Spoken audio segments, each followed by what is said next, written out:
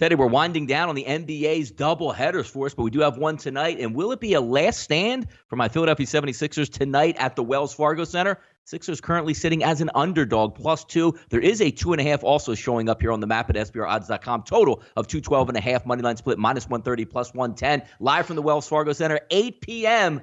And after an effort in that last game, Ted, it looks like they laid down. Going to be interesting to see what type of Sixers product we get tonight. The Raptors are 44-46 against the number on the season, 22-22 against the number on the road. The Sixers 44-48 on the season against the spread, 13-15 against the spread as a dog, and only 24-22 against the number at home. Sixers Raptors tonight. Can they force Game 7 in the North? Fascinating game. It really is, because what's the mantra? We've been talking about it since day one of the postseason. When a team's done, they're done. And Philly looked like a done team the other night. And now, okay, you're returning home. The quotes are there from the Sixers. They're great quotes. I'll read them in just a minute. But you worry about the Sixers and the chemistry experiment being, okay, we're going to stick a fork in this thing and you go bye-bye. At the same time, Toronto's coming off their best game. The Raptors are not going to play a better game than they did in that blowout win over Philly. And the Sixers are coming off their worst game, returning home, facing elimination. You know, the teams facing elimination haven't done particularly well this year, to put it mildly, at ATS. But each game is different, and it's a Raptors team, doesn't have the history of closing out these series on the road. They lost Game 3 in Philadelphia. They did play well in the first round on the road, and they certainly bounced back with a strong performance in Game 4 at Philly. But can Toronto match what they did, or it doesn't matter? You know, they haven't stopped Kawhi in any game. And if Kawhi does what he's been doing for the last 4 games of this series, Toronto's going to end it tonight. All that being said, the quotes out of Philly are positive. You know, Jimmy Butler, you know, like I said before, we're going to ride or die with the big fella. Everyone around this locker room knows that. Everyone in the world should know it. The fans should know it. We'll be just fine. We're going to keep doing what we're doing, encouraging him to battle through all injury, through sickness, and we're all here with him. It looks like Embiid's going to be good to go.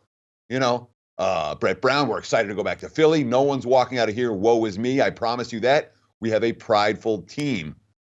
Quotes are there for the Sixers. Whether the results on the floor match the quotes are another question entirely. But if you're betting on what you just saw to happen again, I don't know that Toronto's going to blow the Sixers off the floor. I do think Philly comes with a better effort here than they showed in Game 5.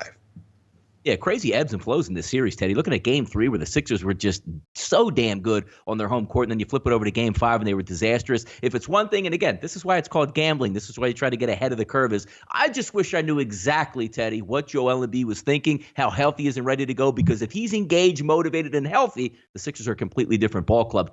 Tonight, Teddy, second part of the doubleheader. Trailblazers try to extend the series versus Denver. Trailblazers favored by 3.5, was up to around 4 a little bit earlier today, but backing down at SBRodds.com, total of 215.5. Moneyline split plus 150, -170. Nuggets are 49-45 against the number on the season, 14-15 against the number as a dog, and 20-26 against the number on the road this year. The Blazers 49-43 overall against the number, 32-23 against the spread as a favorite, and a profitable 26-20 against the number at home. Yeah, I mean, in some ways, this is very similar to what we just talked about with Philadelphia and Toronto. Nuggets just played a great game. I don't know if it's their best game of the postseason, but they played a really good game, and Portland laid an absolute egg. You know, and that's something they haven't done a whole lot this postseason. So you have one team coming off their best game and going on the road, and the team coming off a lousy game playing at home.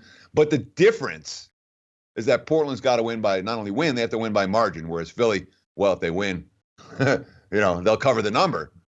And we're talking about a series that was extremely competitive in each of the first 4 games. It's like Golden State Houston, a series where it's difficult to lay points because the games have been so tight. Last game obviously wasn't. Enes Kanter coming off a 2-for-9 shooting performance. And Kanter, of course, dealing with fasting for Ramadan during the day, which had the potential to have an impact. I mean, he was trying to talk to Hakeem Olajuwon to get some advice on how to deal with that during a postseason run. He didn't deal with it very well the other night. 9 points on 2 of 9 shooting. Quote, and this is a quote I don't like to see at this stage of the season. You know, for a Game 5 playoff game, Kanter, they just played harder than us. Even the coach said, probably this is our worst basketball of the last 6 weeks. Our defense, we weren't really communicating with each other. We didn't really trust each other. We just got to learn from this. Just go home and take care of home, because right now it's the most important game of the year. I like this quote from Mike Malone. And I remember what happened when the Nuggets won Game 5 at home against San Antonio fairly comfortably, and then went down to Game 6, tried to clinch the game on the Spurs home court. It wasn't pretty, and San Antonio got the winning cover there. Quote, "We know going to Portland for Game 6 is going to be really tough. Game 6 in San Antonio, we did not come ready to play mentally or physically. I hope that we have a much different mindset going into Portland for Game 6. For this better, I would not be shocked at all to see Portland or Denver have a much better mindset this time around. They've proven, to me at least, that they're the better of these two teams. That means they're going to win tonight, or they're going to win on, Sunday, when we might have a chance for a triple header if we get 3 Game 7s.